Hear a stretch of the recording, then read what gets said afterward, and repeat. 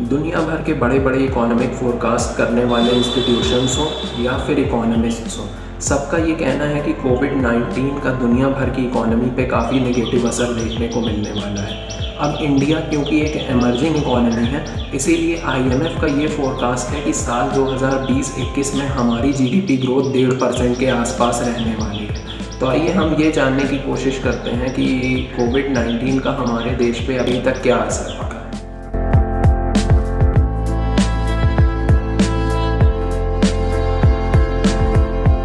अगर हम centre for monitoring Indian economy यानी कि CMIE की बात माने तो आप देख सकते हैं इसने हाल ही में एक डेटा रिलीज़ किया था जिसमें कि इनका ये कहना है कि फॉर्मल और इनफॉर्मल सेक्टर की अनएम्प्लॉयमेंट बढ़ के 7.5% से 24% के आसपास पहुंच गई है।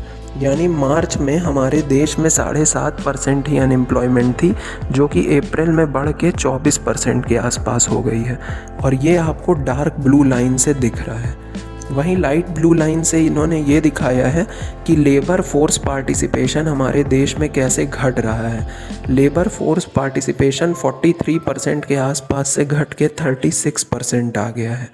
लेबर फोर्स असल में वर्ल्ड बैंक ने इस तरह से डिफ़ाइन किया है कि वो पॉपुलेशन किसी भी देश की जो 15 साल से 60 साल की उम्र के बीच है, यानी कि जो पैसा कमाने लायक एज में है, उन लोगों को ये लोग लेबर फोर्स कहते हैं। तो लेबर फोर्स का जो इकोनॉमी में पार्टिसिपेशन है वो किस तरह से घट रहा है, ये CMIE ने इस ग्राफ के थ्रू दिखाने की कोशिश की है। अगर हम बात करें नौकरी जॉब्स पीक इंडेक्स की, तो ये एक मंथली इंडेक्स है जो कि कैप्चर करता है हायरिंग एक्टिविटी को, कि नई जॉब लिस्टिंग जो हो रही हैं ऑनलाइन और कितनी ज़्यादा हायरिंग हो रही हैं हर मंथ, उसको ये कैप्चर करता है। तो इसके डेटा के हिसाब से मार्च 2020 में मार्च 2019 के मुकाबले 18% कम नौकरियां आई थी। और आप देख सकते हैं कि जो सेक्टर सबसे ज़्यादा अफेक्टेड थे इससे, वो हॉस्पिटैलिटी सेक्टर था, रिटेल सेक्टर था और टेक्सटाइल सेक्टर था। वहीं इंटरटेनमेंट, ऑटो और कंस्ट्रक्शन में भी नई जॉब लिस्टिंग्स में बहुत ज़्यादा गिरावट देखने को मिली थी। देखें तो हमारे देश में सबसे ज़्यादा नौकरियां स्मॉल ट्रेडर्स और वेज वर्कर्स की गई हैं और उसके बाद सैलरीड एम्प्लॉयज़ की। लेकिन उसी बीच हमारे देश में फार्मर्स बढ़ गए हैं। इसका मतलब ये है कि हो सकता है जिनकी नौकरी गई हो वो गांव चले गए हों और फार्मिंग करना शुरू कर दिए हों। अगर आप एब्सोल्यूट नंबर ऑफ अनएम्प्लॉयड को देखें हमारे देश में, तो फरवरी में ये 34 मिलियन थे और अप्रैल में बढ़ के 88 मिलियन हो गए थे। यानी 54 मिलियन नए लोग अनएम्प्लॉयड हुए थे। और जैसा कि आपने शुरुआत वाले ग्राफ में देखा था कि लेबर फोर्स पार्टिसिपेशन भी बहुत घटता जा रहा था, तो 68 मिलियन लोग लेबर फोर्स से बाहर हो गए थे। तो हम 54 और 68 को ऐड करें तो हमें 122 मिलियन लोग मिलते हैं। यानी कोविड-19 की वजह से 12 करोड़ 20 लाख लोग अप्रैल तक अनएम्प्लॉयड हो चुके थे हमारे देश में। इंडिया के मैन्युफैक्चरिंग PMI को देखें, जो कि पिछले 15 सालों से रिकॉर्ड किया जा रहा है, तो उसमें इतनी शार्प गिरावट पिछले 15 सालों में कभी भी देखने को नहीं मिली थी। देख सकते हैं कि central for monitoring Indian economy के सर्वे के हिसाब से मार्च में अनएम्प्लॉयमेंट अचानक से कितनी तेज़ी से बढ़ी है।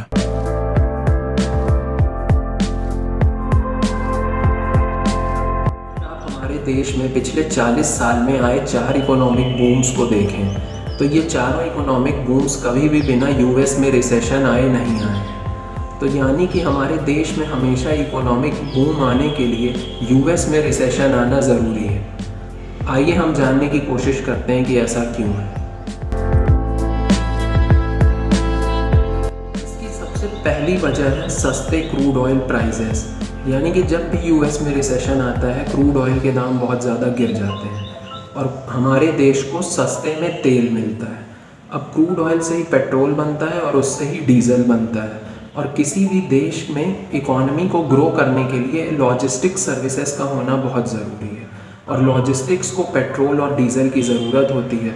तो सस्ते क्रूड ऑयल की वजह से हमारे देश को एक बढ़िया इकोनॉमिक ग्रोथ मिलती है, और सस्ता क्रूड ऑयल हमको यूएस में रिसेशन की वजह से मिलता है।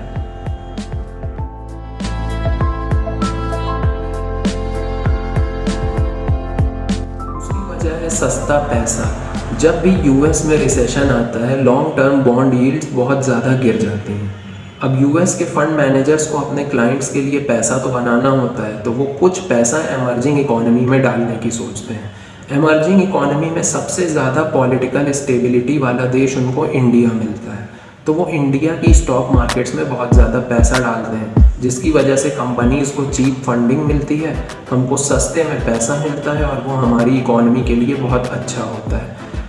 फेडरल रिज़र्व बहुत ज़्यादा रेट कट कर रहा होता है, तो अमेरिकन सिटीजन्स को भी ज़्यादा सस्ते में पैसा मिल रहा होता है, इसकी वजह से वो इन्वेस्टमेंट बढ़ा देते हैं। और अमेरिका की इकोनॉमी को जब दिक्कत होती है तो इंडिया की इकोनॉमी को भी अपने आप दिक्कत हो जाती है। उसकी वजह से आरबीआई यहाँ पे रेट कट करता है और इंडिया में भी इन्वेस्टमेंट बढ़ जाता है। तो इस सस्ते पैसे की वजह से हमारी इकोनॉमी को बहुत ज़्यादा फ़ायदा मिलता है।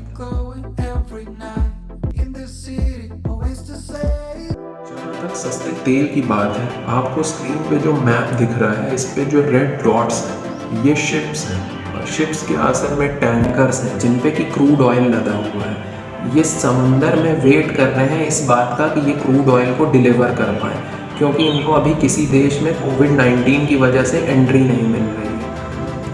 अब जो कि क्रूड ऑयल बहुत सस्ता है, पहली चीज़ तो फुलफ़िल हो गई। दूसरा, आपने अभी ये भी सुना होगा कि आरबीआई लगातार रेट कट कर रहा है और अमेरिका का फेडरल रिज़र्व तो 0% इंटरेस्ट रेट तक कर चुका है। तो इस वजह से सस्ते पैसे वाली भी बात हो गई। तो ये दोनों रीज़न भले ही आपको बहुत छोटे लग रहे हों, लेकिन ये बहुत बड़ा रोल प्ले करते हैं हमारी इंडिया की इकोनॉमिक बूम में, और ये दोनों चीज़ें इस टाइम हमारे पास अवेलेबल